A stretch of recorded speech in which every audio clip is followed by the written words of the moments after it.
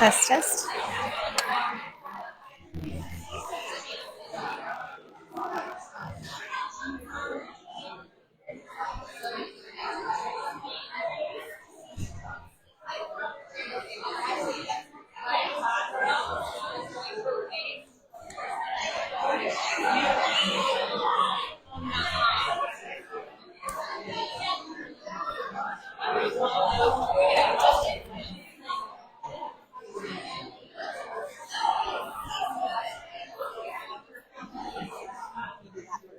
Did you get this? Oh, I want to make this. Good morning. Good morning.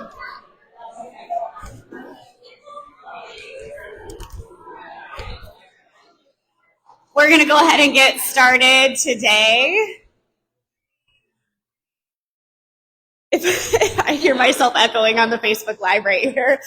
If I haven't met you, my name is Stacy Doughan. I am the President and CEO of the Chamber here in Clear Lake. Thank you for coming to our September quarterly coffee. A lot has happened since June.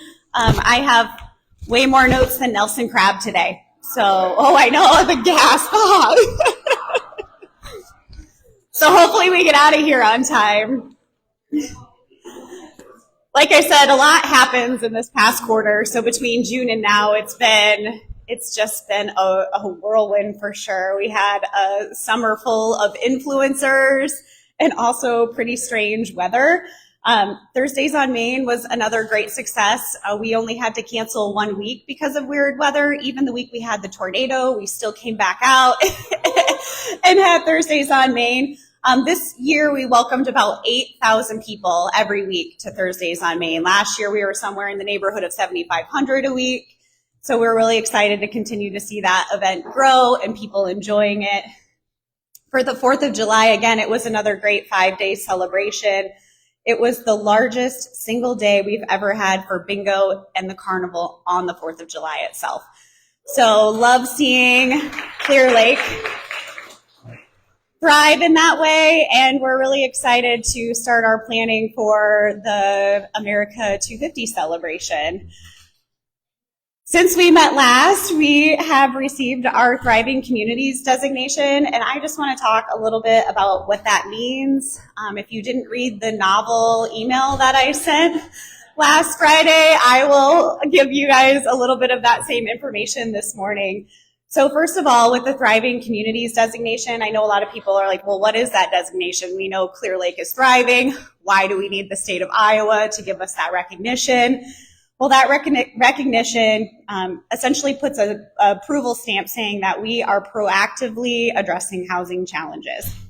So essentially gives Clear Lake credibility and visibility when working with developers to open the door to different housing tax credits. So we know tourism drives a lot of our economy, but we also know that causes some unique housing challenges for us here in Clear Lake, especially when it comes to the cost of housing.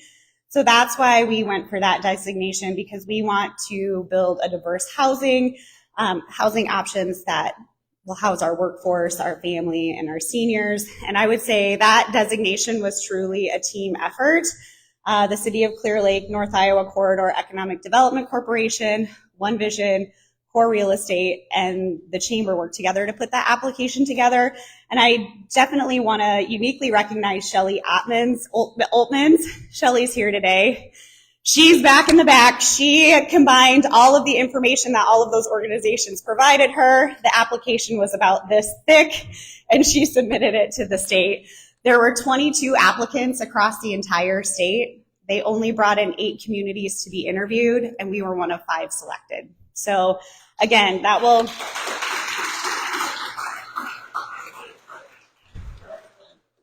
And I'm stealing Chad's thunder, so...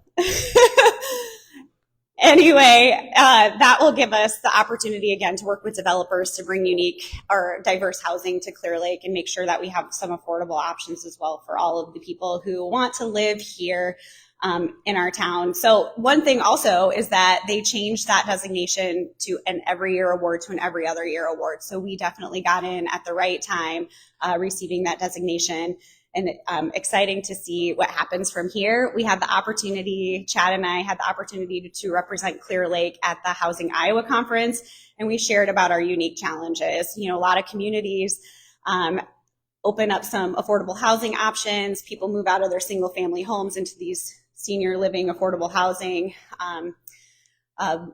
developments, and it opens up housing. Well, in Clear Lake, that's different with tourism. We see a lot of those get snagged up for vacation rentals. And again, we love our tourism market, but we want to make sure that Clear Lake is a place that anybody and everybody can afford to live here. So we're working on it. We hear you. We're working on it. So after the housing conference, we whirled back to Clear Lake, and we had the grand opening for the Music Experience Center. Kudos to the team there. They did such a great job that they had over 2,000 people come through the new music experience over that weekend. So a lot to celebrate there. If you haven't been there, it is truly remarkable. Get over there, see the artifacts, go through the not fade away immersive experience, and just be proud of the work that's been done in our community to keep the legacy of the 3 stars of live. And I also would be remiss if I didn't mention how our great fire department continues to honor the lives lost during 9/11. They had a beautiful celebration on the evening of 9/11. So after we presented at the housing conference, did the ribbon cutting at the Music Experience Center, honored those lost on 9/11, the following week, we had our downtown assessment. I'm going to talk a little bit about that. So it's been a whirlwind the last few weeks. I was so pleased with the engagement that we had with our downtown assessment. We had over 250 people fill out the survey. The downtown assessment team is from the Iowa Economic Development Authority. They represent the Iowa Downtown Resource Center. Their job is literally to pair communities with available grants to keep their downtowns vibrant. They said they typically see around 100 survey results. So the fact that we had engagement with over 250 survey results, and then over 100 of you came into various focus groups to, share your input on our downtown. And this is my really bad joke. They said a lot of things were done right, and thankfully they said that we had a great chamber and they didn't need to throw us out. the best result. No, seriously though, some of the key themes that came out of that assessment had to do with parking and accessibility, opportunities to expand the footprint. They said for the size of our community, our main is actually pretty small. And then just really protecting the history and character. So in the next 4 to 6 weeks, we'll get the full report from the Downtown Resource Center, and they will give us a laundry list of grants that they think we would be qualified for to make sure that we continue to keep our downtown vibrant. We know it's great. We are very fortunate. We don't have any buildings falling down or serious structural issues or anything like that, but we want to make sure that we continue to keep those buildings, we keep them maintained so we have them long into the future as well. One other thing that I want to talk about this morning is our new Welcome Center. As you can see, she is going up and we are so very excited about it. Thank you to everyone who has supported that project. I know we've gotten a few questions about it, and so I'm of the mindset that if you have questions, please ask. We would be more than happy to talk through how over 3 years of planning, we ultimately decided on the location and the footprint for that building. It sits on the same exact footprint that it's always sat on. We have a basement underneath that we needed to preserve for our events. And so that's, just a couple of reasons why it sits the way it sits. If you hear people who have questions, please encourage them to come talk to me about it. I would be more than happy to talk to them about it.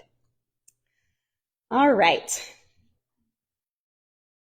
So I guess I just have a few things I've been thinking about. It seems like we've had, maybe some consternation in the community, maybe some upset feelings.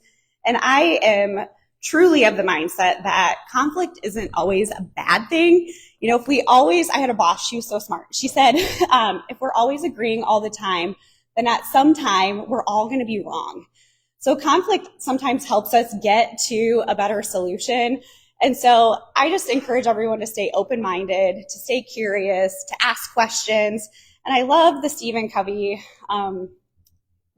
habit. One of his 7 habits is seek first to understand, then to be understood.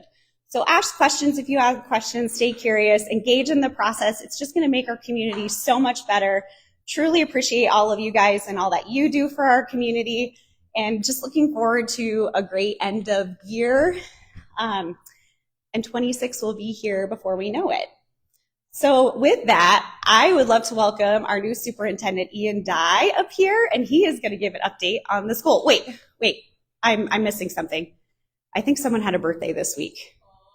Oh man, happy birthday to you. Mayor Crabb, happy birthday to you. Happy birthday, dear Nelson. Happy birthday to you.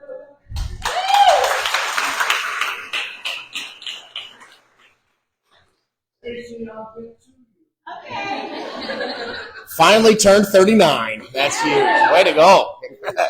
If I haven't met you yet, my name's Ian Dye, superintendent here at Clear Lake. Just a fantastic community and a fantastic school to be a part of. I'm really happy to be here today. I guess a couple things that I want to share that are relevant to the community. And one of them is just sort of a follow-up to that Thriving Communities grant. That's actually really, really exciting for us, as our clients are students. Our clients are kids.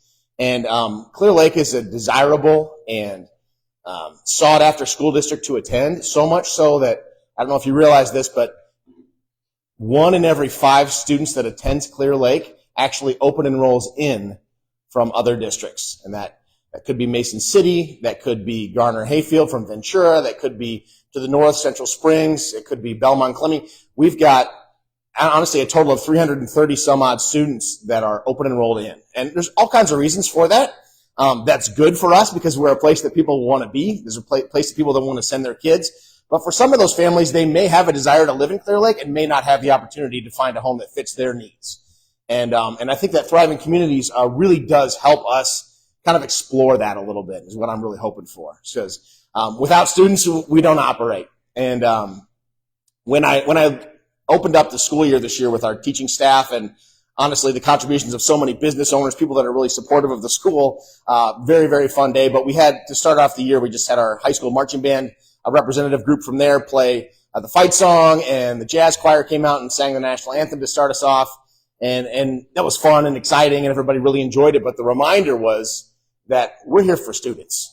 Right? This is the teachers getting ready and excited, but we don't operate if we don't have students. And so I'm just so grateful for the work that's been done and is continuing to happen across the community. It's a fun and great place to live, and it's a fun and great place to be. And through our partnership, that allows those families to get here and start that lifestyle, right? To get in here young. I think at the end of August, I was fortunate enough on one of these Fridays to sneak over to the Fresh on Fridays at the Central Gardens, and there were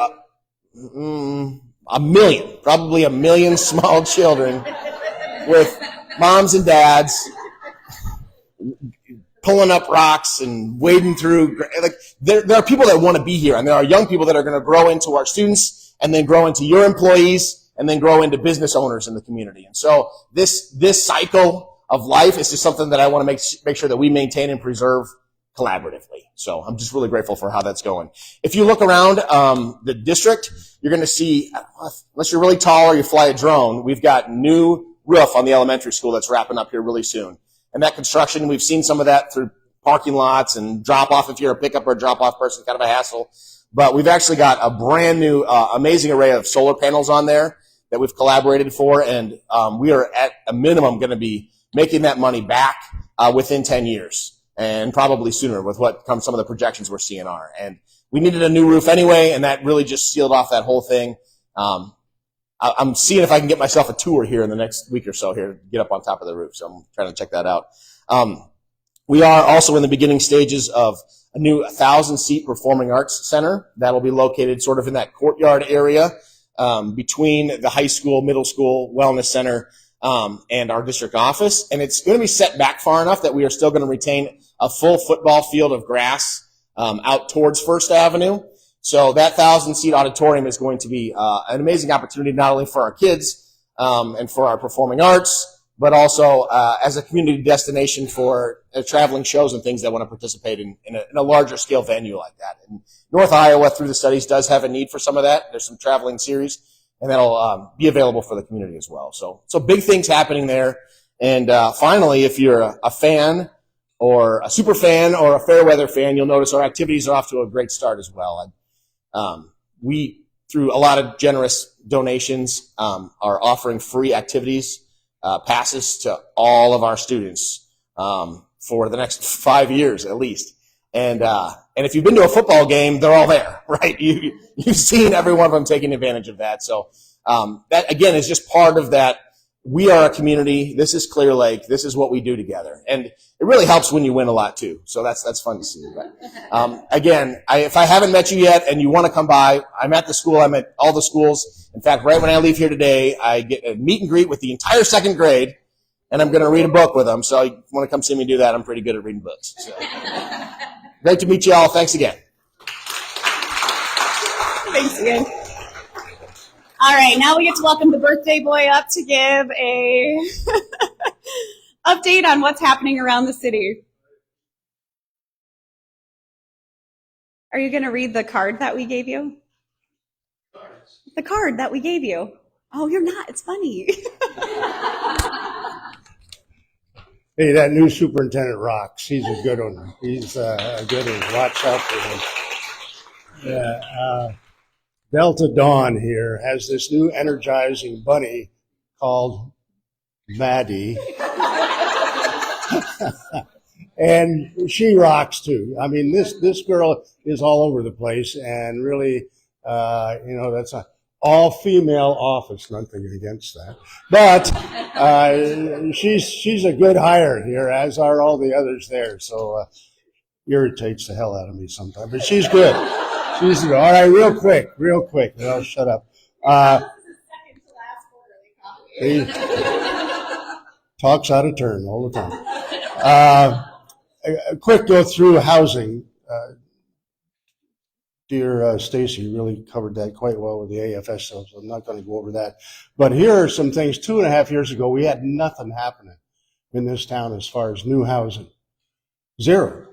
And here we go now. Emerald Jade, that's the apartments. I call it out in the Sukup area, in the field, so to speak. They built 98 apartments, studio, 1 bedroom, 2 bedroom, 98 of them and I think opened it up, in April, sometime around there. Was it? Oh, all right. Well, that's what they have in the sign, but I think they were sneaking some in there. Never believe signs. 60 of them are filled. How about that? 60 of them are filled at this point. That's wonderful. You go over to the other side of the wonderful field there, and we have the what do we have? The Emerald Cove. Those are, I think they have one street just about already built. Those are twin homes. Again, 1 and 2 bedroom, and I believe there's one or so that's 3 bedroom. So those will be up here shortly. We have on South Shore Estates 16 homes, 8, which include, they're twin homes. I think I'm correct on that. And there are also 14 lots there. We have John Snow with his Stonebrook out here west of town just a little bit.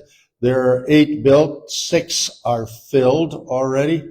There's the Panther Builders haven't started theirs. They have one out there by Everybody Plays Playground. Those are 3-story buildings. The bottom story is for your car. They have some others out there by Larson, and the new ones will be going right down in town on 3rd and 1st Avenue South. So look forward to those going as well. And as Stacy said, we have the affordable homes. So, this community is doing very, very well with regard to bringing that housing up to snuff. And, a lot of what started it was the 150 VRBOs that we have, and maybe 25 above and below what there really are here. But, the law of supply and demand is kind of hitting that area now. But, that's what kind of spurred this on, because the old starter homes that when we got here, we were looking for a 2-bedroom home, and we found one for $12,500. Tried finding that again,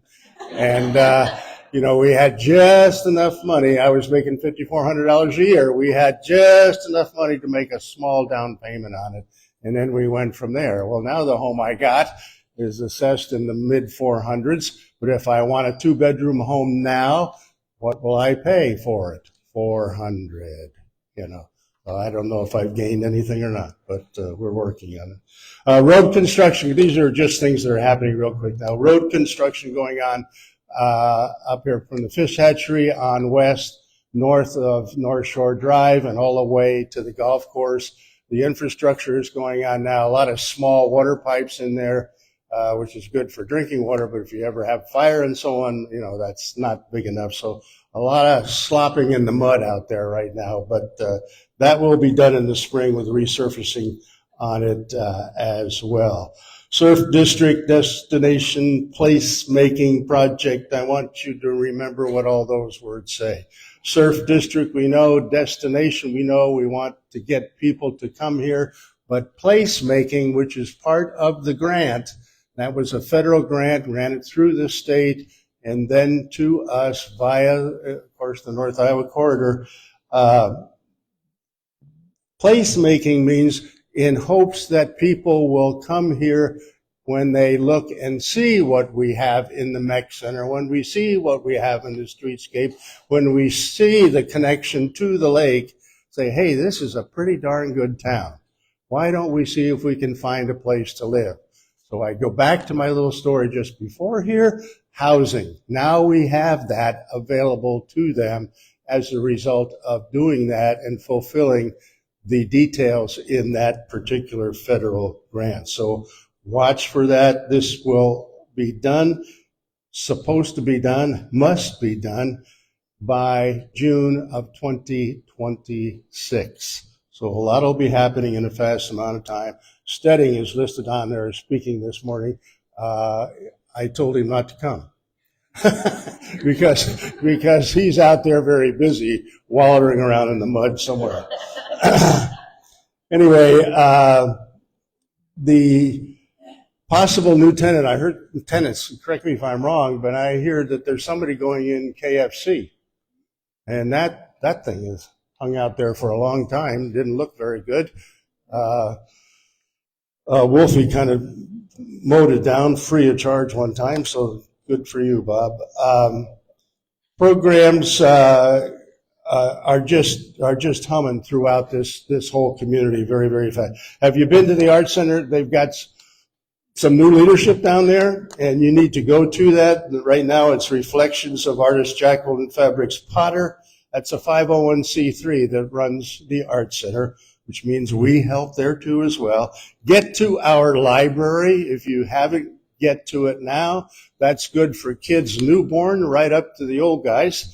And they have program after program after program. Just look in the paper. It's there every week, several programs going on at one time. That's the best. That's the best library around. I don't care who you're going to compare it to.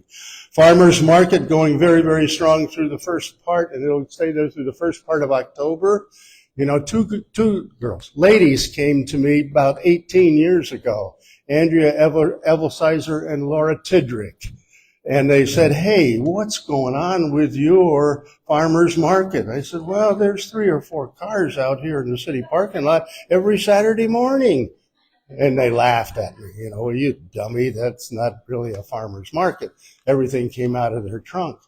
And so they're the ones that really got going, worked around and came back in again and said, hey, we can have a portion of the surf parking lot. Well, if you haven't been down there, you better get down there, because what brings people to town, that's another one. That's another. Every Saturday morning, 9 o'clock. The sweet corn's gone, I'm sorry. Farmers Market going strong. This next place, this will be shorter, don't worry. If I can only see it, so open it up. Here we go. Fire department changes. Somebody mentioned that. Doug, Chief Doug Myers is retiring after 26 years there. His dad was the fire chief before he was, so it's a family affair down there. If you look at the fireboat, family member graciously helped with the fire department getting that. So Doug is retiring. Well-deserved, well done, Doug, and looking forward to their choosing a new fire chief. The EMS, which is a part of our fire department and will stay part of our department, will have a new director manager to kind of run that portion along with the firefighting portion, but we need somebody there because they have lots and lots of calls and lots of part-time employees there. And once again, they do a wonderful, wonderful job. But looking forward to the Harvest Fest, which my city clerk is chair of, and that is Saturday, October, how many? 4th. And that's always the greatest. I think that's been going 20, 21 years, somewhere in there. You know, you got to get to that. Guys, you can stay home and watch football. You don't need to go to that thing. Yeah, here we go. Just an update. Yesterday was the last day you could file for public office, and there'll be 2 running for mayor in Clear Lake, 2 running for the at-large position, and 1 for Ward 1. I'll move along with that. Now, APCL, Association for the Preservation of Clear Lake, will get here shortly. A watershed director in the future will help direct the chemical treatment of the invasive aquatic weeds and be on board of the Winnebago watershed. That's a new watershed in Iowa. And we will have our own APCL director on that particular board. And the putting a chemical treatment in the lake is not harmful to you or I or to any of the aquatic animals. A fish is an animal. You know, there are a few crayfish in there now too, I do believe. That's a comeback. There weren't years ago. So that's all covered. Lots of improvements going on in the state stuff, state park. You know, those campgrounds have been down for quite a while. The Ventura Marsh has got a new, for you hunters, a new entryway on the west side. Just drive around there, get over on the gravel road. Doesn't matter if the car gets a little dirty, but and see where all this is. McIntosh Woods got really hit with the derecho, and tens of trees went down, and some of them are still down, but you can get in there. That's a good place for you to walk off your energy as well. It takes 1.25 miles to get around there, Maddie. Plain of Pumpkins out at Andy Meyer's place. Out here, Andy's got the fly-in strip on grass, and he's got a nice farm, and that's a fun thing. And it's to support donations to the Children's Museum, and he or somebody's going to fly over with an airplane and drop a bunch of piggies. Is that foam piggies, not real ones, foam piggies. And if it lands on a certain spot, what do they get? They get a pig prize. Not a big prize. Okay. There's hay rides out there, trucks, kids games. It'll be a lot of fun. So one thing, now as we go into the fall and we get into the winter, all of you here, please make sure that you support the local business. You've heard that over and over again, but that's very, very important. We have year after year, people come in the summer and think, boy, this is the greatest. And January, February, March comes along, and where are they? So you must do that. We help provide some incentives in some cases to be the city. The chamber, Stacy and crew really help those people out. But we need to keep that main street full 24/7, 365. 20 years ago, there was nobody in Larson's. 20 years ago, there was no one in Unique Boutique. All the little stores, down to 8th Street, blank. I used to say you could fire a shotgun, a scatter shotgun, and not hit anybody or anything other than windows.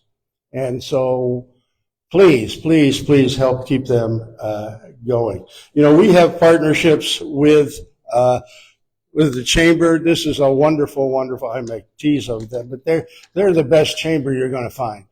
And they work very closely with us, the city. That's one thing about this town. Maybe that's due to small town. We work very, very well together. Very well. The golf course is owned by the city. That was failing 20 years ago. We picked it up, and now that's a 501c3 and doing well. Doing well.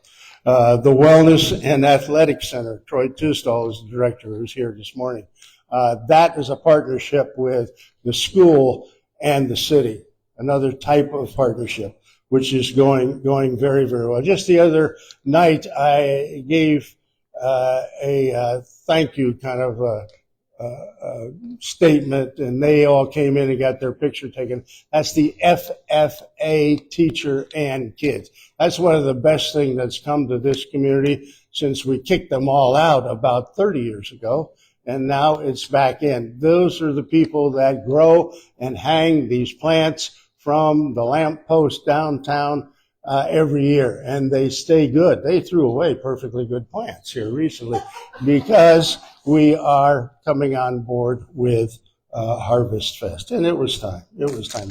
You know, if you're not involved in this community in any way or form, get involved.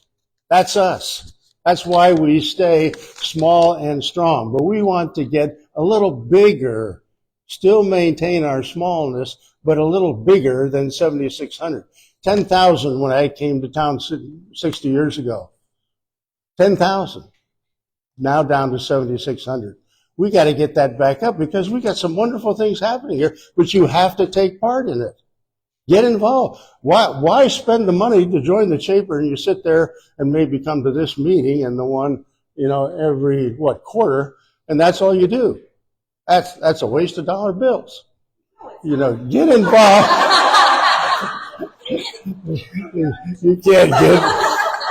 You can't get rid of her, okay? Thank you.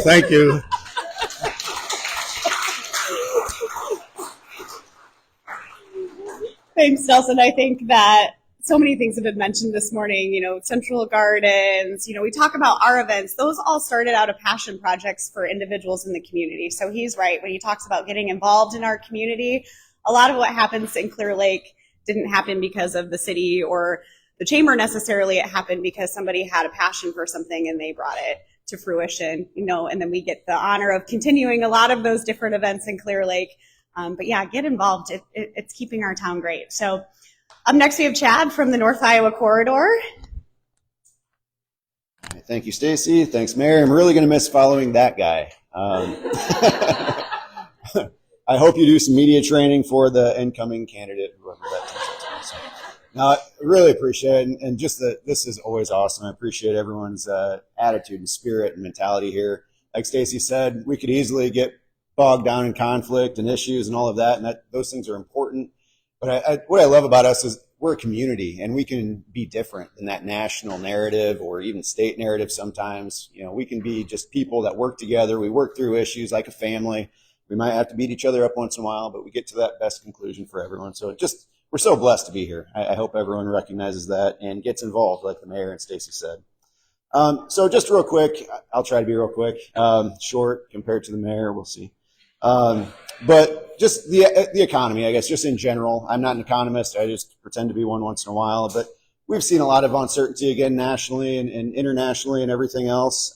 Agriculture, we've got some concerns. There's some big picture items that can be a concern for us. But again, you look around here locally, you look at the activity. We've had more action from local people wanting to do things, start businesses, fill some of these buildings. The mayor mentioned KFC. That's been empty for a long time. We've got a great group that's looking to do something there that would add some diversity over to Burger Alley for people in the community, but also coming off the interstate. Can't say a whole lot more than that just yet, but some cool things going on there. But again, just locally, we can be so much different. We can be better than that national thing that's going on. And that really is exciting. That's energizing for me personally in my role here. So we'll continue to strive to do that. We had a really good, just on that economic issue, last month we had a really good board discussion where we kind of just talked through what's going on, what our businesses are seeing, especially in construction, banking, some of these industries that are kind of frontline indicators. And it was just really interesting. There is some softening we're seeing across across the economy and even locally. But like I said, we continue to see really cool stuff happening and we're excited about it. One of the big things that we're working on the recruitment side is data centers. I've talked about this previously, but we created a committee here recently to really explore that, really set ourselves up to make sure that we're prepared for that industry because it's huge. It could be just an incredible opportunity both from large investors that could come into our community, but also for us locally. And CLTEL, hopefully we've got a chance to meet Sean Carana. He's the new CEO over at CLTEL. He's got a background in data centers. He's just been a phenomenal resource for us and has kind of been helping me put that committee together and that team. So we're working with our communities. The cities, Clear Lake, Mason City, and the county are all part of that, of course. Really our big focus area for that's the River City Industrial Park in Mason City. With Alliant, we've got about 888 acres under option. So that opens us up for some really big opportunities and, big with a B, like billions of dollar type projects. So we're working through a lot of things on that, again, with our local partners, with Alliant, and getting ourselves prepared for the possibilities in that. We've had a lot of conversations with large companies and, again, with local ones here as well. So we'll continue to push that forward. Really cool opportunity recruitment-wise in actually a partnership with the airport. We had a company that reached out directly to David Sims over at the airport saying that they were interested in doing something on the airport lot. They've got a business that's airplane related, and their CEO is a pilot. He's been to our airport before, and he said, you got to come check out the Mason City Airport and the communities of Mason City and Clear Lake. They're really neat communities. I just want to see if it might be a fit. And we hosted a guy 2 days after that call for about 7 hours and got to show him, again, our communities, talk through things and possibilities. And we've got continued conversations with them. And it looks like we should know pretty soon on where that would go and if it could be a possibility here. And it'd be about 100 jobs. And it'd be a really cool partnership as we work regionally. That's the Mason City Airport that sits in the county and gets Clear Lake utilities. So it's a really neat opportunity for us to tie all of those partners together potentially and do something that would be a benefit to the whole community and region as well. So that's kind of a really cool example of regionalism for us. Also have a warehouse and distribution project that's looking specifically in Clear Lake. So we're working with them on some potential site options.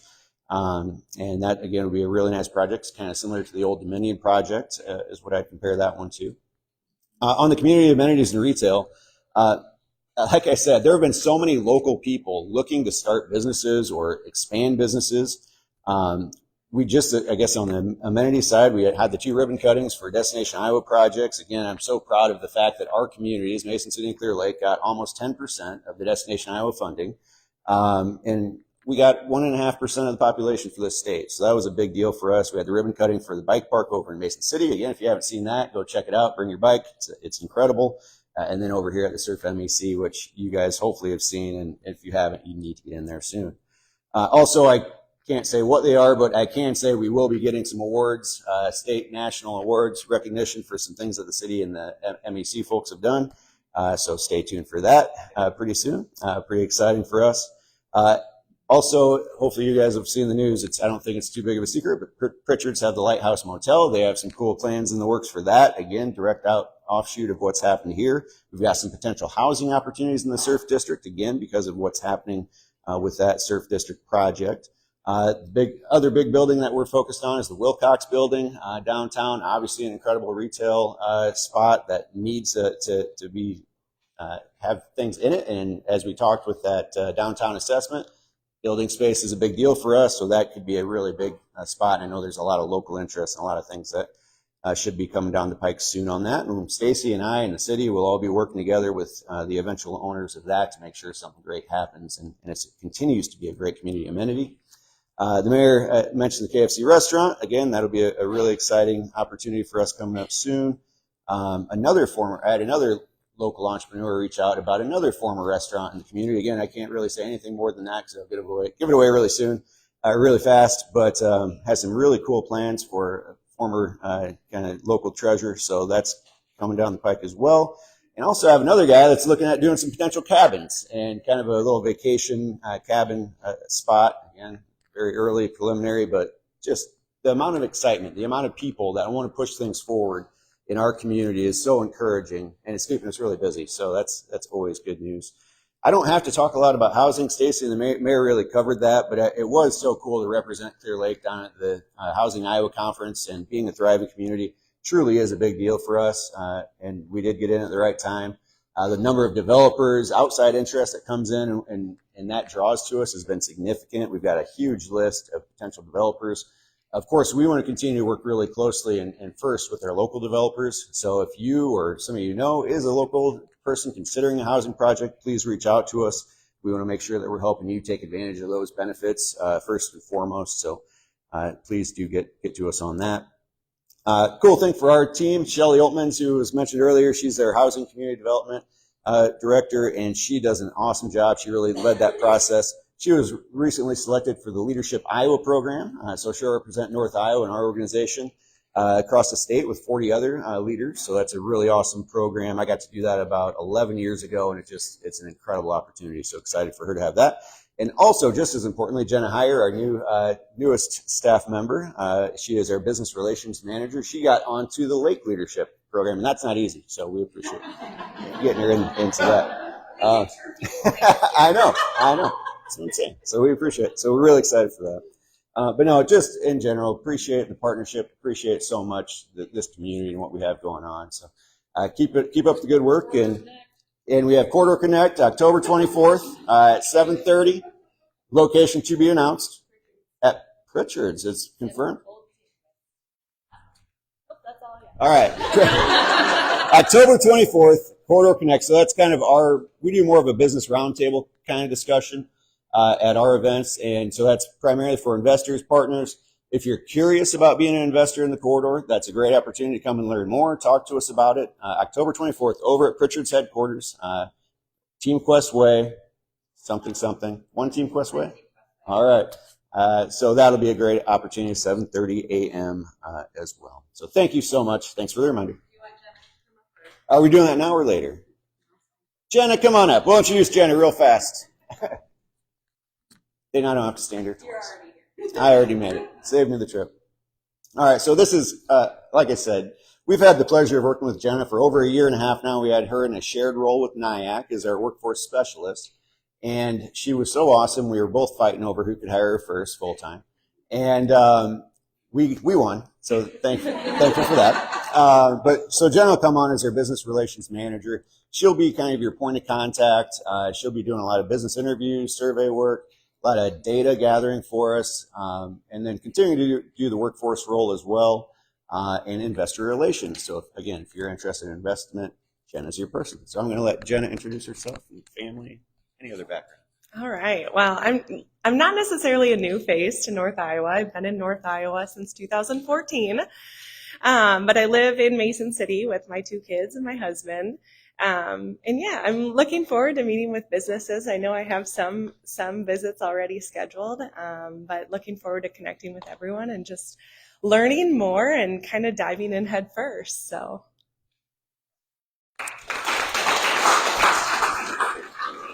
All right, for those who have not been here, those were obviously our lengthier updates from our partner organizations. We're going to move into what I call the rapid fire portion of the agenda, where anybody else on the agenda has about 2 minutes to give their update. I do know Chelsea has a meeting she has to get to, so we're going to bump her up. She's in the special updates, but we're going to bump her up now, and she's going to give her update. If you are in the new employees and promotion section of the agenda, you can pop over here along the bar, and when it's your turn, you can come on up and give your update. So first, we'll let Chelsea cut the line. Thank you. My name is Chelsea Snyder Anderson. I'm with Dean Snyder Construction as my day job, and then my side hustle is the Surf Ballroom. I'm on the board of directors for the North Iowa Cultural Center and Museum, along with Paul Stevenson in the back, Jeff Nicholas, Shane Cooney, Dale Snyder, and Andrew Nicholas. And I'm here today to introduce some team members. Come here, ladies. So First, we have Pete Potts. She is our marketing and communications manager. Very lucky to have her. Jenna Richmeyer. She's the North Iowa Cultural Center and Museum Director of Operations and our Entertainment Director. And she's been with us for years. She does a fabulous job working with all the artists, booking the band. And now she's moving into more of a management role to oversee the Surf District operations. And then we have Nikki Johnson. She's been with us for 6 years. And she's our Director of Education and Programs and working really hard to get those music lessons back online. And they will be very soon. And who is not here? Jennifer Blent, she's in our accounting department. Jada Kearns-Bishop, she is our historian. She's artifact curator and box office manager. Dana Piasky, she's our admin assistant. And Corinne Bellows, who is our entertainment associate, and she's also our social media coordinator. So we have a bunch of new roles, new people, and we've hit the ground running with the new MEC opening now. It's been a long year and a half getting the new immersive museum going. And if you ask some of the neighbors of the building, they said, we had no idea you were doing this inside. We had the Palms open over the summer, and Katie Whitebird, our Director of Hospitality, has done a great job. She's not up here. Katie, she's standing in the back. She's done a great job coordinating the hours and all the staff and all the food and drink for the Palms rooftop patio. And the point of the rooftop patio, the whole building is a nod to history. It's designed after the original surf ballroom that was built in 1933 across the street. So same Art Deco architecture, and that surf ballroom had a rooftop patio garden where you could dance under the stars and overlook the lake. And so that is what the Palms Rooftop Cabana is all about. It's a nod to history. And part of the entertainment district, part of being in the entertainment industry is food and drink. And so we're very happy to provide that to all the tourists and guests that come to the new Music Experience Center. While I'm on the talk of the new building, it's a multi-purpose building. The North Shore Drive entrance is entrance to the immersive museum and static museum inside the lobby and gift shop. The back entrance at the parking lot is the artist green room, and it also doubles as music education lesson rooms during the week. And the 7th Avenue exit is the Palms Ballroom and Rooftop Cabana. So any questions, please reach out to me. I know it can be kind of confusing when something new is in the area, but we're very grateful to have this new facility next door to help support the Surf Ballroom. And as Jeff Nicholas calls it, this is the gem. This is why we do everything. We support the ballroom. It's a National Historic Landmark, and it's also in the Rock and Roll Hall of Fame. There's only 4 other venues in the United States that has those designations, and it's the Ryman Auditorium, Grand Ole Opry, Apollo Theater, and Carnegie Hall, and the Surf Ballroom. So we're trying to live up to the name, and we're just grateful for a supportive community. A lot of misinformation out there, so as Stacy said, seek to understand. We're here. You know how to reach out to us. And thank you to the city and the city council, Beth Ann Schumacher and Mayor. We're in all of our meetings for the Immersive Museum, our weekly meetings with Trivium from Boston, gathering all the information and the content. It's been time consuming and a lot of work, and we're very, very grateful. It's awesome. I hope you all can see it. And I'm going to hand it over to Pete Potts to talk about the MEC hours. Yeah, so the MEC is going to be open. It's officially open from 10 to 6, Thursday through Sunday, but the truth is, if anybody comes from any distance to see us, we're going to let them in. You cannot leave Clear Lake without seeing the Surf Ballroom and the Music Experience Center. So the beginning of October, we'll officially make it open 10 to 6 every day. The other thing I want to let you guys know is on October 19th, there's going to be a free concert here. Mike Massey, an amazing acoustic guitar player, is going to be giving a free concert, and they're going to shoot a video of American Pie. So if you want a chance to be in a video, you definitely want to come and see that. And then just a really quick update that we're going to hold a little open house, coffee and chat immediately following this for anyone who might be interested in learning more about our volunteer opportunities. So right now we're looking for volunteer docents. You can kind of think of them like a museum guide, greeting visitors from around the world, sharing surf stories. and helping guide them through our new exhibit, and of course here at the historic Surf Ballroom as well. Volunteers are the heart of the surf. I don't know if there's any here this morning, but several are coming out at 9 o'clock when we have our little open house. Larry and Cindy Unger, Kathy Vicks, Jan Hughes, just a few to thank. And like I said, they're definitely a huge part of the Surf Ballroom, kind of the heart of it. And if anyone is unable to stick around but might be interested or know someone who is, please feel free to take some information that I have here or reach out to us. It's very flexible. We're kind of starting just with 9 or 4-hour shifts once or twice a week. So whatever you're comfortable with. It's a pretty cool opportunity. Earn some free concert tickets, meet people from around the world, of course, and just help preserve the surf. Thank you.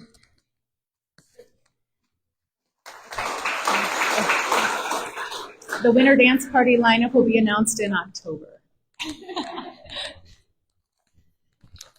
Hello, we're going to be quick because you have over half of our staff here, and a couple of them have a bank to open. So, hello, my name is Amy Hogue with Bank Iowa. Before they introduce themselves, I do just want to thank the Clear Lake community for welcoming us.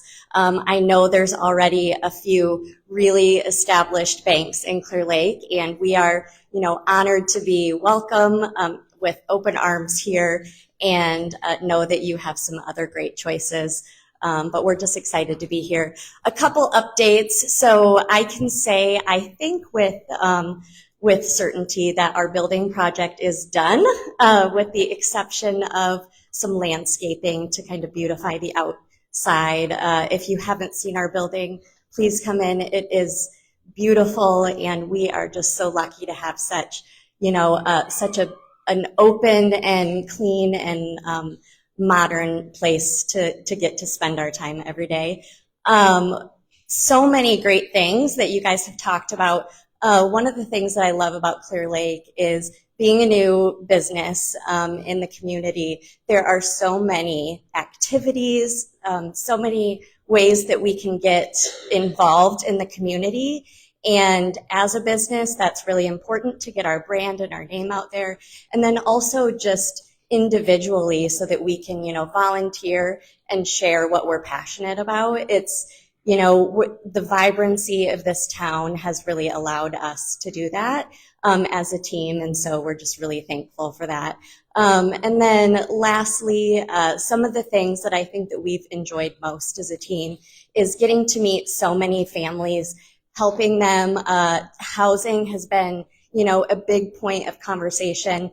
Yesterday, I was talking to our mortgage loan officer, and he was like, hey, we, over the last 30 days, I have given about $25,000 in grants to new homeowners, and that's just in the last 30 days. And so we're just really excited to be able to help help with that in Clear Lake. So, again, lastly, before I let these ladies introduce themselves, we are hosting business after hours in October. So, we're going to have some fun. Some food, some drinks, and a little bit of a harvest theme. Come meet the rest of the team. Come see our building. That's October 21st. You'll see more about it, I'm sure, in the future. So, ladies, I'll let you introduce yourselves. Hi, I'm Sarah Harris. I'm the CSR at Bank Iowa. I actually currently live in Garner. I'm part of the Clear Lake JCs and then the Garner Youth Wrestling Program. Hi, I'm Montana Mitchell. I'm their ag loan officer. I'm actually from Nebraska, so this is kind of a new experience for me. I am now also a part of JCs, on top of that being Delta Waterfowl. Hi, I'm Olivia Goodrich. I'm a teller too. I have about 3 years of banking experience. I'm also involved in the Link committee with the Mason City Chamber, and I'm also working on some volunteer opportunities for the bank. Hi, I'm Whitney Hill, and some of you might recognize me from my previous job at the Clear Lake Police Department. As Ian mentioned earlier, my fiance and I have 6 kids between the two of us, so I will be one of those people that is always at the sporting events. Thank you. Hey, good morning, everyone. I'm Mark Dodd, CEO at One Vision. I'm very excited to announce that we have hired Melissa Mose as a regional human resources business partner at One Vision. The human resources business partner is a senior leadership position, primarily responsible for employee relations, benefit management, and a lot of our employee development and leadership development work. And as well does a lot of the community sort of outward facing relationships. And so I'm going to let Melissa introduce herself a little bit. I am Melissa Mose, and I have probably 25 plus years experience in HR and safety, more in the manufacturing area. So it'll be a little change for me to be on service side, but I'm pretty excited about that and looking for opportunity to meet everybody. So, thank you.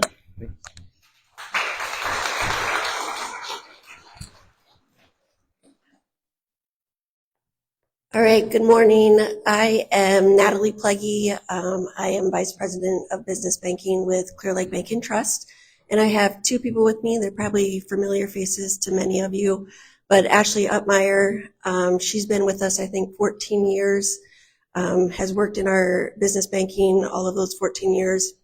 She was recently promoted to Assistant Vice President of Business Banking, so she's going to be working with our business customers in the lending role. And then I have Jack Berge. He started with us in 2023 as an intern, or part-time in 2023, and full-time in 2024. So he's been full-time with us over a year. He was recently promoted to credit analyst, so he'll also work with our business customers in that analysis role, and I'll let them do a quick introduction of themselves. All right, most of you are probably familiar with me. I grew up in Ventura, and I've had the opportunity to work at Clear Lake Bank and Trust since 2011. So I've had a lot of great mentors over the course of that time. I'm Jack Berge. I had the opportunity to grow up in Clear Lake. I'm extremely grateful to work at a business like Clear Lake Bank and Trust to serve the community and build and maintain some relationships. And yeah.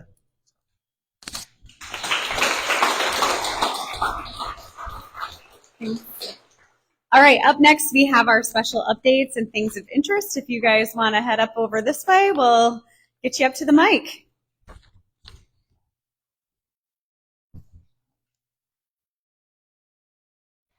Good morning, everyone. My name is Andrew Smith. It's great for me to start first in updates because I'm also a new employee. So just a quick introduction on myself. I just recently moved to Clear Lake the beginning of June. And I moved here from Honolulu, Hawaii, so quite a large change, but it's been a great summer, and it's been partly a great summer because of everyone in this room and the chamber and all the events that I was able just to immerse myself in. Thursdays on Main, I even volunteered at the bingo tent calling out bingo numbers, which I'm sure you can tell by my voice was my favorite thing to do. So when you need a bingo caller, I'm your guy. But yes, so with Cabin Coffee, I'm a franchise training and support team member. So supporting our teams here in Clear Lake and Mason City, but also supporting all the other franchises in our organization. I'm originally from Georgia, and we have a franchise in my hometown. So I'm excited next week to go home for a few days, see family, work in our Georgia store. I'll be traveling to Tennessee to work in our Tennessee store, and then just kind of start the cycle over again. So you'll see me here in Mason City and Clear Lake, and then if you don't see me for a while, I'm probably at another store somewhere. But I'm sure if you pay attention to Stacy's emails or her social media posts, she shared this little postcard that Brad Barber has created on the other day, and he's asked that I just distribute these to y'all, hoping that you just take these, put them somewhere in your office, in your car, in your home, just something to reflect on and think about how to build a bedrock community. And if you just scan over it, I don't want to have to read all of these to you, but one thing that I notice when I read over this is it's a lot about others and not about us. So what we can do for other people to help make us better people. And one of the other ladies, I've just forgot her name, that is in here, she was with me on Tuesday at a happiness training at NIAC, and we learned a lot of that day on just how to encourage other people that in turn will make us happy. And one task that we did that day that I found some great response from is just texting somebody that's not expecting to hear from us. and telling them that you appreciate them. So I encourage all of y'all to do that today, because there were some great responses in that group we had the other day of just texting someone who doesn't think they're going to hear from you today. Maybe it's somebody you've not spoke to in a week or two. For me, it was my grandma, because I haven't spoke to her in a week or two because I've been busy learning a new life up here. But it's an honor to be here. I'm excited to continue to be a part. I will be out of town for the Harvest Festival, and I've been told how much I'm going to miss out. So I'll get y'all next year. But yeah, and I think the last thing I'll say to this is, from an outsider's perspective, Clear Lake is on track to be a bedrock community. Human nature is to be negative. And everybody jokes when they say this, but when I do tell people that I've moved here from Hawaii, their first question is, what is wrong with you? Why Clear Lake? Why did you do this? And I know that that's a joke, and I know that it's fun-loving, but at the same time, I've had some people say, you've picked a great place. And I know that that's kind of what everybody believes, even though they like to joke first. But I have definitely picked a great place. I've come from a small town in Georgia, so the only learning curve I'm having to get is from Southern hospitality to Iowa nice. So hopefully I'll learn all about that, and because some of y'all act a little different than what I'm used to in the South. And then in Hawaii, the Aloha spirit is very much Southern hospitality base. So I've definitely had some learning curves here, and it's been great. And so come see me at Clear Lake, see me in Mason City. Look forward to meeting you all. I'm excited to be a part of Lake leadership and continue to be a bedrock community.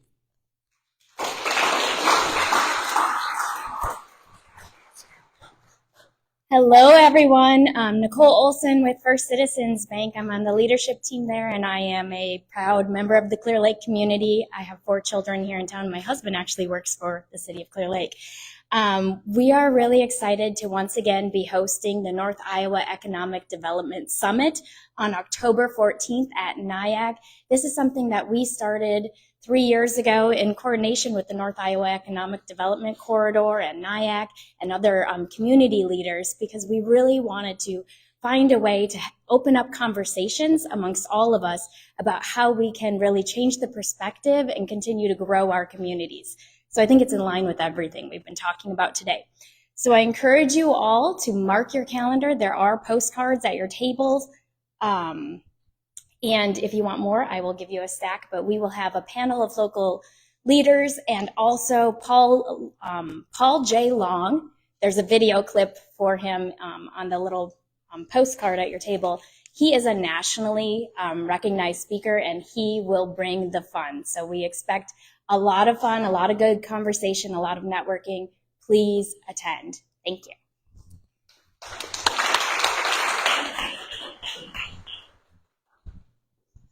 Good morning. My name is Nate Ruge. I'm with United Way of North Central Iowa. Just echoing again what Chad and Stacy said, everybody's been really talking about, community matters. And we're very, very blessed in our area to have a community that cares, that wants to work together.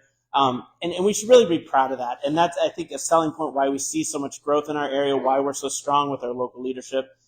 It matters when local people care about local things and take care of each other. And so United Way, that's really what we've been striving for forever, is how do we build those relationships in our community. It's been exciting last quarter. In August, we were able to distribute over 1,200 pairs of brand new shoes out to kids in our area. Yes, it's awesome. And that's, again, through sponsorships, through donations. This is, the work that we try to facilitate, but it's not just United Way. This is accomplishments for our community. That was really exciting. And then yesterday was actually our annual Day of Caring, where we had local businesses out in the community. I see a lot of the faces and places and people that I got to see yesterday out doing that good work with our community agencies. And the theme that kind of kept coming up was realizing that why we do this kind of stuff, why we volunteer, why we get engaged, is because so many of those places that are running on leaner budgets or doing that good work in our community don't have the ability to do some of the small stuff. Things like pulling weeds out of the parking lots, or painting lines, or sorting clothes from our donation centers. Those things really help our communities out, but those little tasks really make a big difference for our agencies. So I encourage you as organizations, think of ways you can volunteer in your community, talk to local community agencies, see if you can find ways to partner up, not just one day a year, but find days every week, every month, find ways to be engaged in your community. And the last thing is, it is an exciting time of year for us. We are kicking off our annual campaign. Many of you have been part of our annual campaign, and this is a way that we really fundraise for our community agencies. Last year, we were able to raise enough funds to sponsor 22 programs with our community agencies out in the community. That work that's being done, 43 North Iowa, the Food Bank of Iowa, which you're going to hear about important things, you're going to hear from a lot of those agencies. It is a very, very unsettling time right now for not knowing about where funding is coming from, where that strain hits. That also affects our local economies with people that work there and whether jobs are there. It's a really important thing that we support those agencies and lift people up.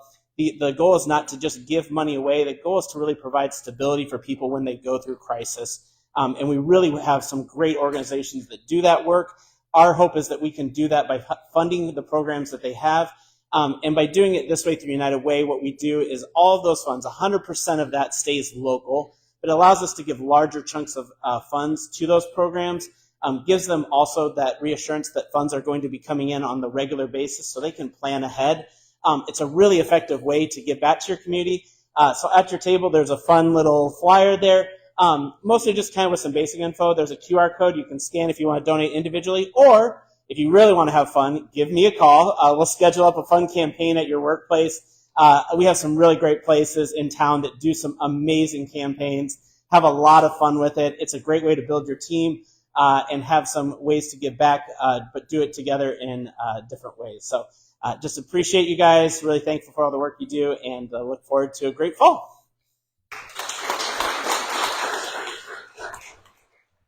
Hi, everyone. I'm Brigetta Beardsley with Food Bank of Iowa. I've been with the Food Bank for 7 years, and it's fun to follow Nate. And I have to give a shout out to United Way of North Central Iowa for supporting Food Bank of Iowa. And I have United Way is near and dear to my heart too, because I used to work for United Way of Central Iowa. So they're great, a great organization. So again, Food Bank of Iowa, we are the largest food insecurity nonprofit in the state of Iowa. We cover 55 counties, 55 of the 99 counties in the state of Iowa, from the north border to the south border, right through the middle of the state. But please know those other 44 counties are served by 5 other food banks, which we partner with on a daily basis. We cover 30,000 square miles. We're seen as that wholesaler bringing in mass amounts of food. We bring in food by the truckload, by the pallets. And then our job is to distribute that food to our partners in those 55 counties. So we have over 700 partners, and those partners include food pantries, the schools that have our backpack and school pantry programs, shelters, other meal sites, daycare centers, senior centers, veteran service offices, and more. So we get the food to those partners, and then they're the ones who distribute the food to their neighbors in need right there locally. So we know in Iowa the need is growing. Currently 385,000 Iowans are facing food insecurity. That's 1 in 8. Also, of that 385,000, 120,000 are kids. So 1 in 6 kids are facing food insecurity. If you think of a classroom of 24, that's 4 kiddos going home not sure what's in the cupboards or maybe what food they'll be getting over the weekend. Our job is to serve children, families, seniors, and veterans. And how we can do that is by our partners in the counties. So here in Cerro Gordo County, we are here because of 13 partners, and I'm going to list a few of them, which are names I'm sure you all know, but we couldn't do our work without them. So the Community Kitchen of North Iowa, Crisis Intervention Services, Hawkeye Harvest, 4 Oaks of Iowa, and the Clear Lake Ventura Food Pantry, the Food Pantry at Zion Lutheran Church. Then we also have backpack and school pantry programs with the Mason City and Clear Lake school districts. Those are very important to us. A backpack program is a sack of food that goes home with a child on Fridays, about 12 shelf-stable items that they can access over the weekend. So when they come back to school on Monday, hopefully they aren't quite as hungry and are ready to learn. However, a big piece of our work is transitioning those backpack programs to school pantry programs. And we're doing that with 5 of the schools here in Cerro Gordo County this year. So a school pantry, schools are a trusted place in the community. Putting a pantry on site is a way that not only the kids, the teachers, but the whole family can access healthy and nutritious food. So that has been a really big piece of our work. And I want to give a shout out to like Ian in the school district here for supporting us with those efforts. Also want to mention last year as a food bank, we distributed 27 million pounds of food. We served 4.9 individual points of service, and we've seen the needs increase over the past 3.5 years, month after month. So I ask you to support your local pantries. They need your help, they need your dollars, they need your volunteer power. I'd ask you to support Food Bank of Iowa. 96 cents of every dollar we receive goes directly to food and programs. And we have seen costs rise just as you see costs rise at the grocery store. That is in turn the same for us. But please know with our purchasing power, what you pay for 1 can of green beans, we can probably get 5 cans of green beans for. So with every $2 we receive, we can feed 1 person 3 meals a day. So I also want to give a shout out, as with the Surf Ballroom, volunteers are the heart of our organization. Last year, our volunteers throughout our 55 counties, we have volunteer centers as well that transform a lot of food and put it on inventory at our Des Moines and Ottumwa locations. They're making sure that food is safe and ready to distribute to these partners here in Cerro Gordo County. But our volunteers put in more than 44,000 volunteer hours. That equates to 21 full-time employees for us. And we're a small, lean team of about 50 employees that serve those 55 counties. So just like to leave you with a few thoughts. On our website at the top, www.foodbankiowa.org, there's a button that says Find Food. I encourage you to share that information. You know, people facing food insecurity look just like you and me. Food insecurity can come and go. 1 month you might be okay. Another month the refrigerator goes out, or you need new tires on your car, or someone in the household gets sick. So food pantry and the work we do can really lift a person up. And that on that website at the top is a Find Food button.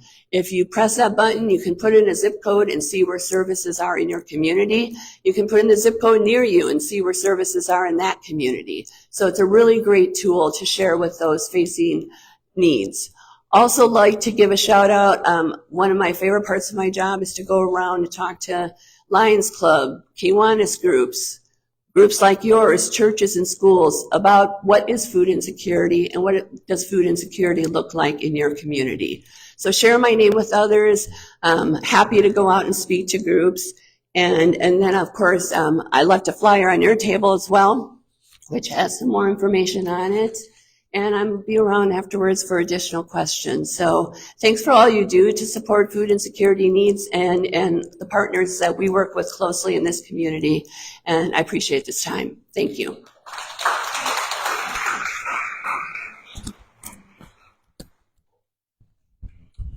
Hi everybody, Troy Tisdall, director of our awesome wellness center here in town. Just want to share a few dates, events coming up that you might want to be aware of. First of all, our youth rec programs are going strong right now. They're full. It's kind of crazy to say, but our winter ones are already open.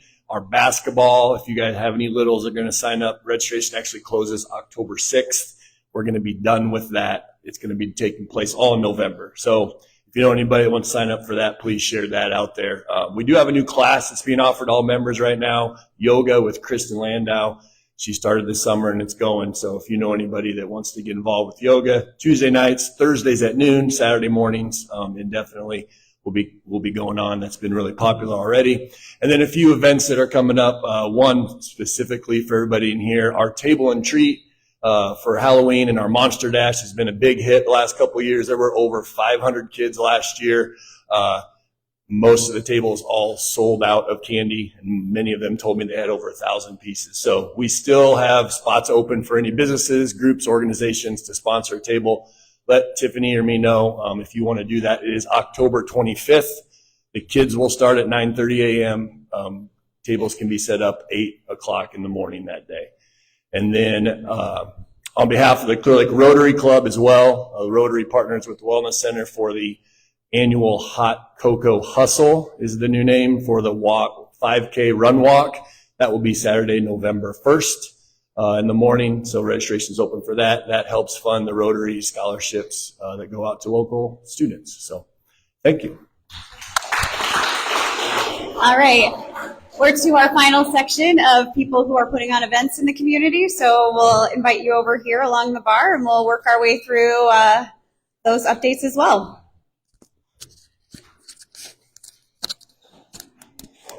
Yeah, let's go.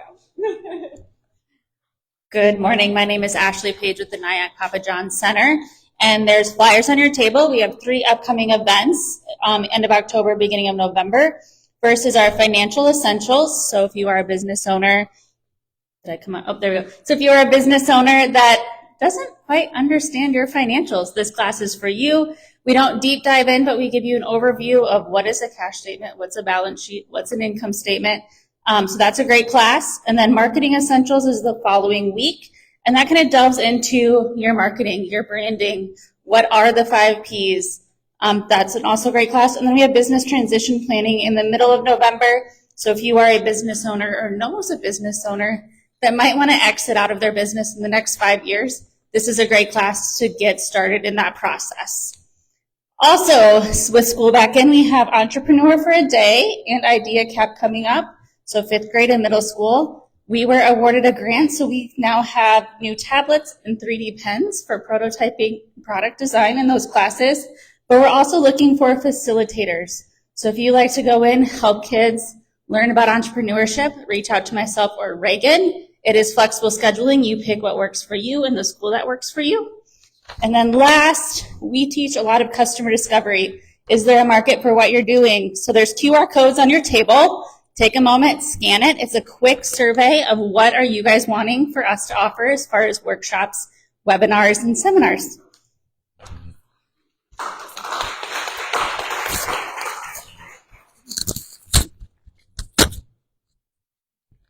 Good morning, I'm Janet Johnson with One Vision, and believe it or not, today is the first day that you can register for Lights on Fire.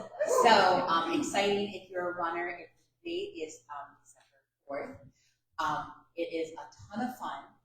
Also, if you're not a runner, it's okay because we have lots of other opportunities that you can help out. Your business can help with our CNS workshop. We'll have all kinds of activities for all free. We will help you come up with the activity. If you get to supply a couple people to help do that. We also have a candy cane fun run for the little ones, and we need a couple of volunteers that will run along with them. And it is really, it's a ton of fun, but really all of the funds that we raise in this go and pay for gifts for people with disabilities that would get nothing. We have about 100, just over 100 people that we serve that really wouldn't receive anything. So all of the funds that we receive from this actually go to pay for gifts. If you like wrapping, we have, I don't know, Sydney, probably 1,000 gifts that we wrap. So if you like to wrap and you want to volunteer for that, we would love to have you do that. If you like to shop, ladies, and some men like to shop. If you want to shop and you want to volunteer to help us shop for the gifts, we would love that help too. So there's lots and lots of ways to get involved, but this is truly a great, great event, as a lot of them are. Also, we are celebrating our 54th year of serving people with disabilities, and we are in our OB days. This year we were so blessed to have a couple of great great donors that are doing a match. So we extended it. Our actual anniversary was on the 15th, but we're extending that match all the way to the end of this month. So if you haven't donated, if you'd like to donate, we would love for you to do that. You have till the end of this month, and your dollar becomes $2. So every dollar counts. We'll take anything you have, and we would love to get that to you. Thank you.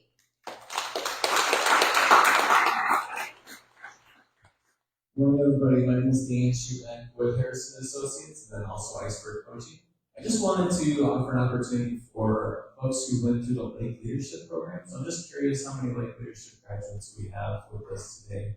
Awesome, so I'm just curious. That was awesome, there's so many.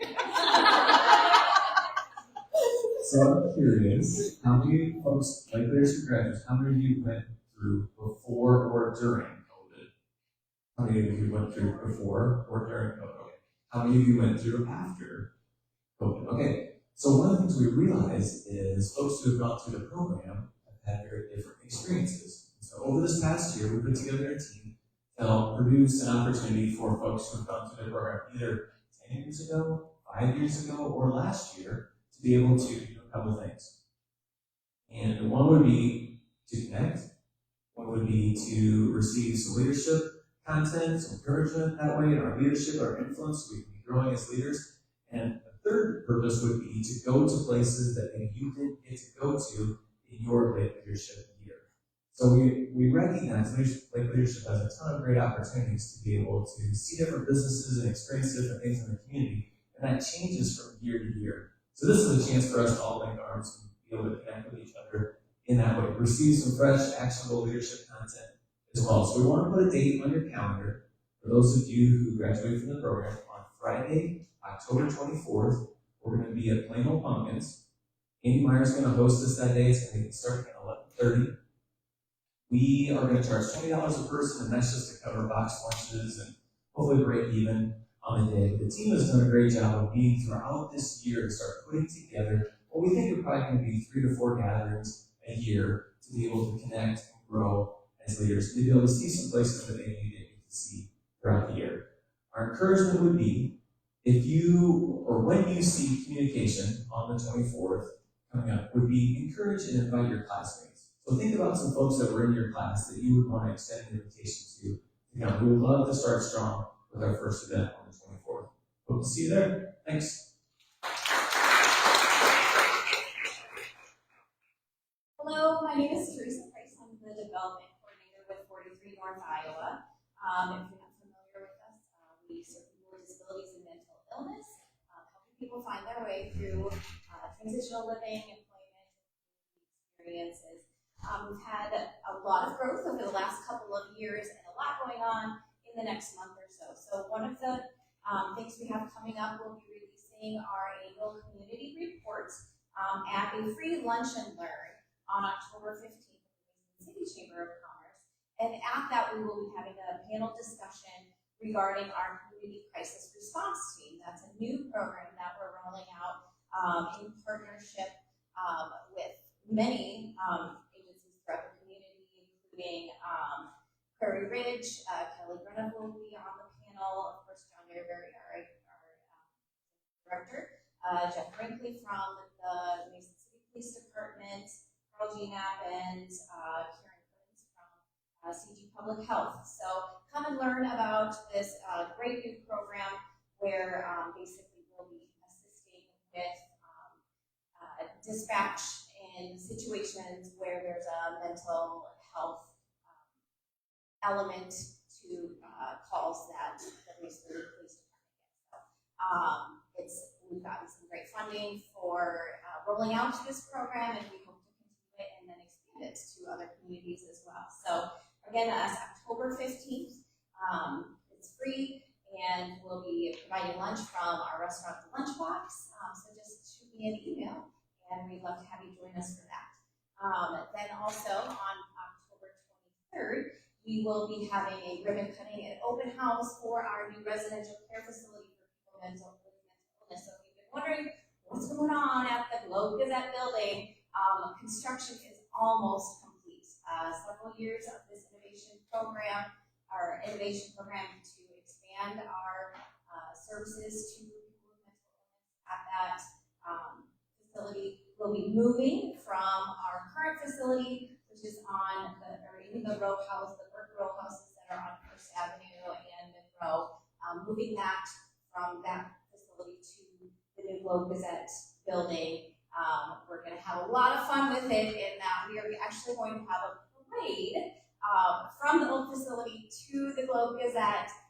Think Savannah Bananas and second line parade. And so we'll be doing the parade from 3 to 4, the ribbon cutting at 4 o'clock, and then an open house. So please come check that out. We're expanding from 12 to 15 beds. It's going to be such a wonderful impact on the clients that we serve there. So this will be your opportunity to see what that looks like on the inside. before we move everybody in at the end of hopefully you'll be able to join us on the 23rd for that opportunity. And then on the very next day, October 24th, we're having our fashion show at Affordables, where we partner with Mormons, clients, staff, community volunteers. We'll be walking the runway on the sales floor at Affordables and showing some fashions from both Affordables and Mormon clothiers. It's an absolutely joyful event. So much fun. So 5:30 to 7 at Affordables on the 24th. I do want to give a shout out to Nate too. We do so appreciate the support that we get from the United Way and from that campaign. It helps with our hardship grants for many of our clients who come to us with very little and need a lot of help, as well as our Project Search program that helps our youth that are transitioning from a high school environment to the workforce. So we really, really appreciate this. He is also a former dancer. I wouldn't be me if I didn't bring up dancing.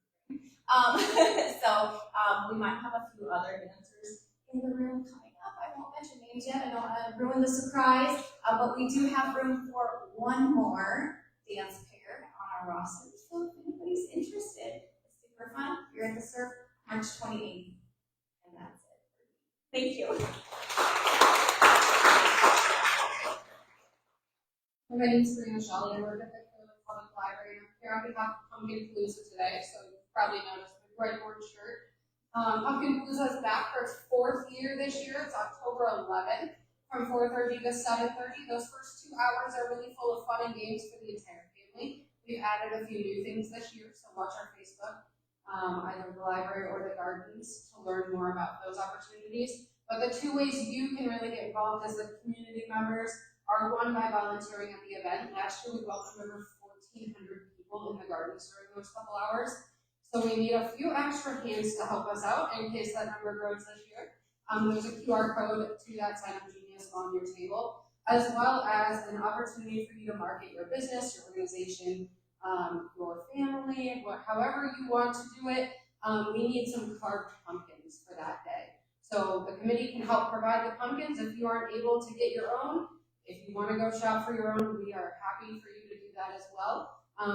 But carve the pumpkins, and then we'll have them on display on our lead walk when it gets dark that night. And that's a really fun way. Just get involved in the community, get your foot in the door, and have a little bit of fun with your team carving pumpkins. So there's more information here if you need it.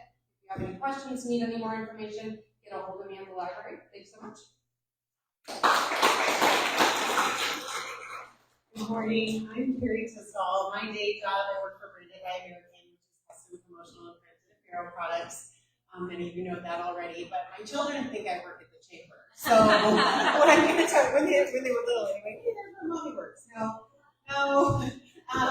But I'm going to talk about a few chamber events that are upcoming. I know I'm sure Harvest Fest has already been mentioned a couple of times, but we do have less than 20 bags still available. So it's kind of a cool opportunity. So if you're still thinking about purchasing a bag, we do have a few available, but you probably should hurry because they won't be around day of, I'm sure. And I just have to say that purchasing those bags, thank you to those of you who have purchased them already, because the event wouldn't exist if we didn't have the support of the people that purchased the bags. And there's a really cool wine glass, a wine decanter, a coaster set, a coupon book that's well over the value of what your cost is. So anyway, there's lots of great stuff in there, and we hope to see you on October 4th for that.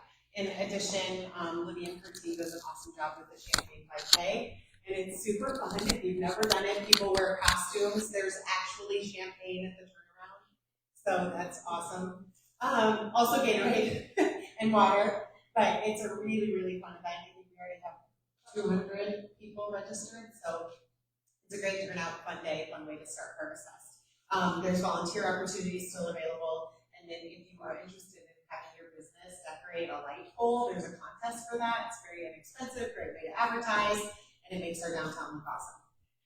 Okay, last but not least, I am the one of the race directors along with Trish for the Tri-Clear Lake Triathlon. And so I'm very excited to announce officially to this group, it has not been announced online or to the rest of the world yet, although we've had lots of people asking questions about when Tri-Clear Lake was going to open registrations, that. We have had a few years, it's a Memorial Day race, we've had a few years, as many of you know, where it's been cold water, or there's been a shortened swim, no swim. We've had to change the course last minute, and we've had a number of people tell us that they won't come race because it's too cold. And so we are excited to announce that we're moving our race date to August 29th, 2026.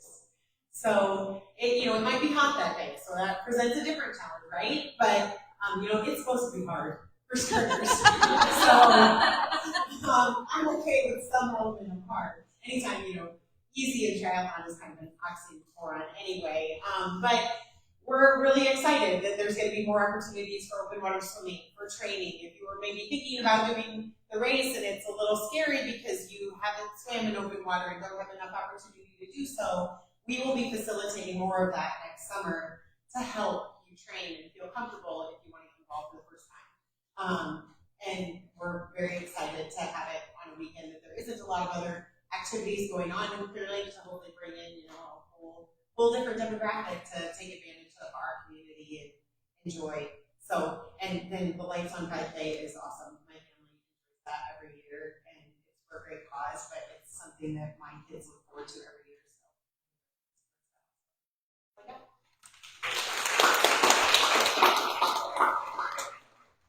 Morning, I am Brenda Keys, and I am here from Images Photography in Fine Art Gallery. We are right across the street on Buddy Holly Place. And I'm here to tell you about an exciting event that we are planning along with our neighbors, Stone and Steel. It's called Taste of Italy.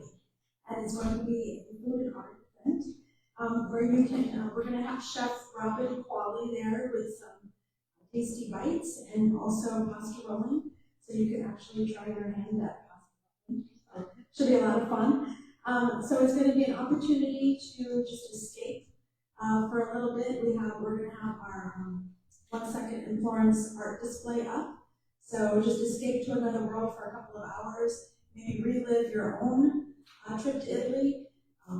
If you have been to Italy, you know that you're changed forever. And if you haven't, you know that's on your list of some place you want to go. So we hope you can come. It's going to be October 26th. It's Sunday, the last Sunday of October, October 26th, from 3 to 5. So thank you.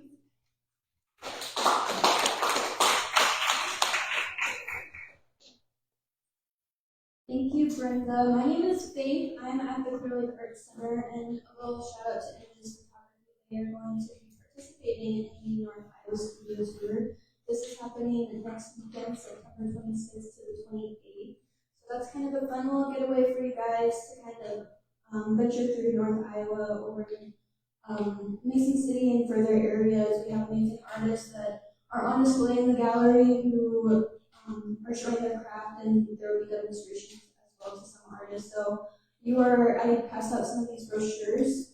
It's a self-guided tour. You are able to access the map on the website. It's a Google map, so it should take you to each address in their own right. And another little flyer that I put out on your tables is an exhibition on display right now that is by Jacqueline Fabrice. She's a Toronto-based artist. It's vibrant, it's wonderful. The reception has already passed for this, but I still encourage you guys to come and view this exhibition. It's inspired by childhood wonder and just getting out there, and you can even bring your kids to it. It's supposed to inspire a lot of nature and play.